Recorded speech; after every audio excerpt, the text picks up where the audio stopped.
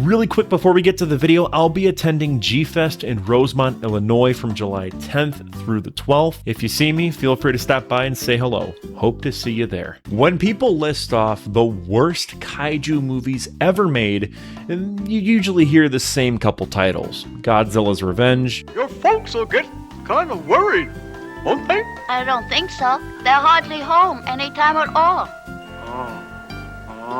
Gamera Super Monster, Reptilian, or whatever the Asylum churned out that year. But I think this one beats them all, and the reason is almost embarrassing once you say it out loud. It barely qualifies as a kaiju movie in the first place. The title is Warning from Space. It was released in Japan on January 29th, 1956, with an original title that roughly translates to Aliens Appear in Tokyo. The film has been sold to English-speaking audiences for over 60 years as a giant monster movie, and that sale is a flat-out lie. There is no giant monster in this movie, despite what the posters say. There is no city getting stomped, despite what the DVD cover says. What you actually get is a slow, sincere science fiction drama about astrophysics, nuclear ethics, and a starfish-shaped alien learning to live as a Tokyo showgirl. If you came here expecting Godzilla destroying a skyscraper,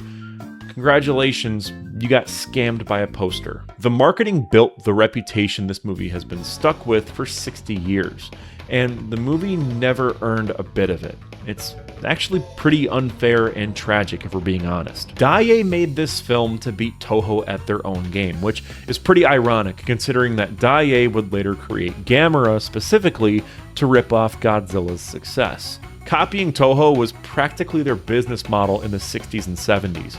I mean, you have to remember that Daiei was an art house powerhouse in the 1950s, which makes their desperate scramble to copy Toho's monster money even more fascinating. Anyways, Toho had Godzilla in 1954 and was already building toward Rodan in 1956, with Godzilla Raids Again coming out in between those two. So Daiei's producer, Masaichi Nagata, shot Warning from Space in Eastman color and got it into theaters nearly a year before Rodan arrived, making it the first Japanese science fiction film ever shot in color. Daiei deserves full credit for that on its own terms, but the studio struggled to sell the film to Western distributors, and American International Pictures Television picked up the syndication rights in 1963, knowing exactly what American kids wanted from Japanese cinema: giant monsters. So they built a campaign around a movie that doesn't contain any of that. The posters showed the aliens as skyscraper-sized monsters crushing buildings underfoot. It's kind of like Starro from the Justice League.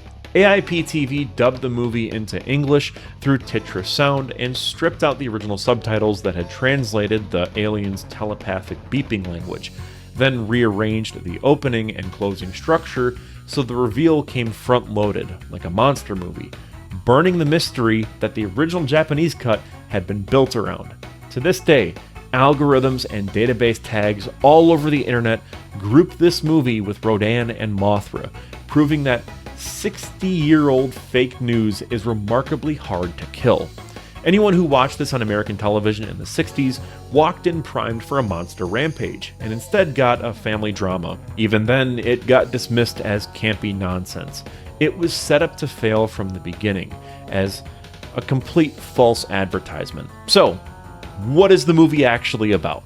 It's a lot closer to the Robert Wise science fiction masterpiece 1951's The Day the Earth Stood Still, as opposed to your typical Godzilla movie, which is a very strange place to land after 20 minutes of B-movie sleaze in the American cut. Screenwriter Hideo Oguni, who wrote 12 screenplays for Akira Kurosawa, including 7 Samurai, based this treatment by Gentaro Nakajima, a Daiei producer who never actually published a novel despite decades of Western reference books claiming he did. Oguni grounded the story in Kaguya Hime, the 10th century folk tale about a celestial princess sent to Earth, stripped of her memory and adopted by a human family before her cosmic relatives came to collect her. This folktale was the backbone of Warning from Space, an advanced telepathic, thoroughly pacifist alien race live on a counter-Earth hidden on the opposite side of the sun. They detect that a rogue planet, designated Planet R, has slipped its orbit and is on a 50-day collision course with Earth. Since their planet shares that orbital plane with Earth, the debris from an Earth impact would eventually wipe out their homeworld too, so they send scouts to warn humanity. And the scouts are 2-meter-tall bipedal starfish creatures with a single glowing eye in the center of their chest. And honestly, it's fair enough that people panic when they see them.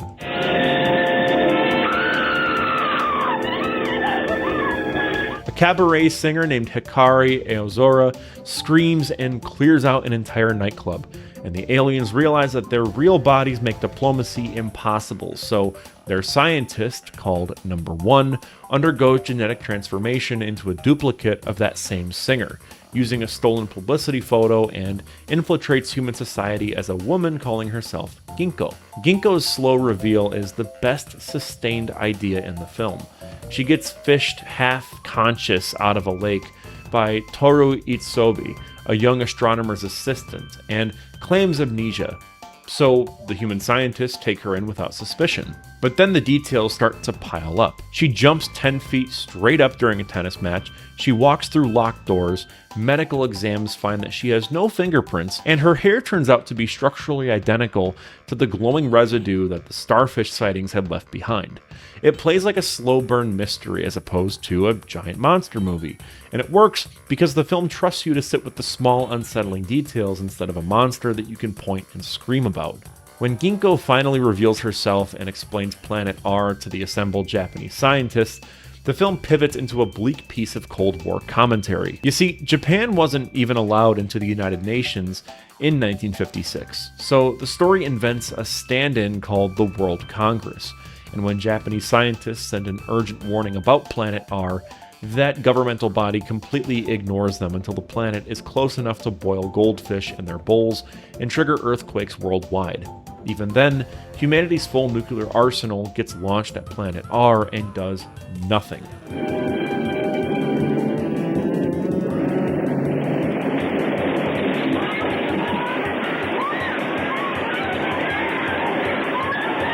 If only Godzilla was there to save the day. Instead, it takes physicist Dr. Matsuda's theoretical Urium 101 formula handed over to the ethically advanced aliens because human institutions have already proven they cannot be trusted with something that destructive to actually destroy the planet and save both worlds. It's coming!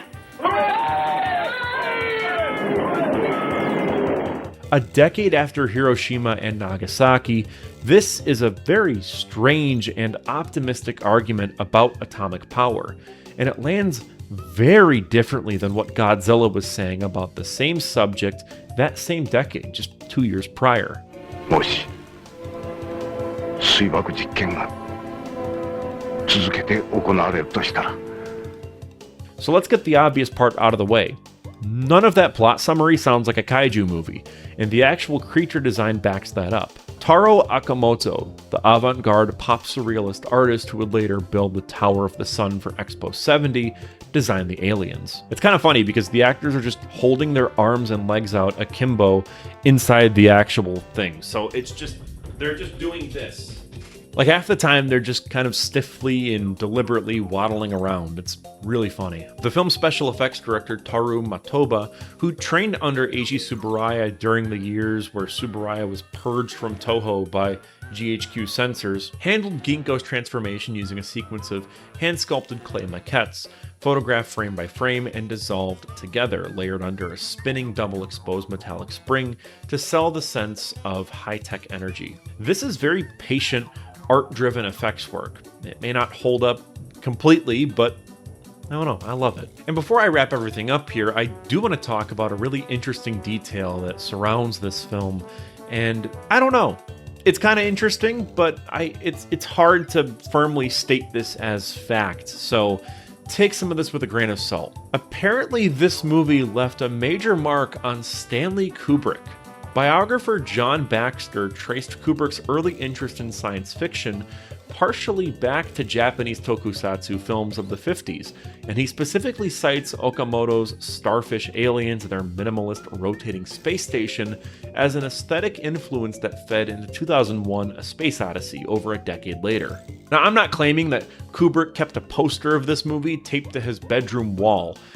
The claim is very narrow, but still pretty interesting. I mean, a movie that's this mediocre somehow inspired one of the greatest epics ever made. Thankfully, Arrow Video released a phenomenal Blu-ray that includes both the original Japanese version of Warning from Space and the AIP-TV English cut.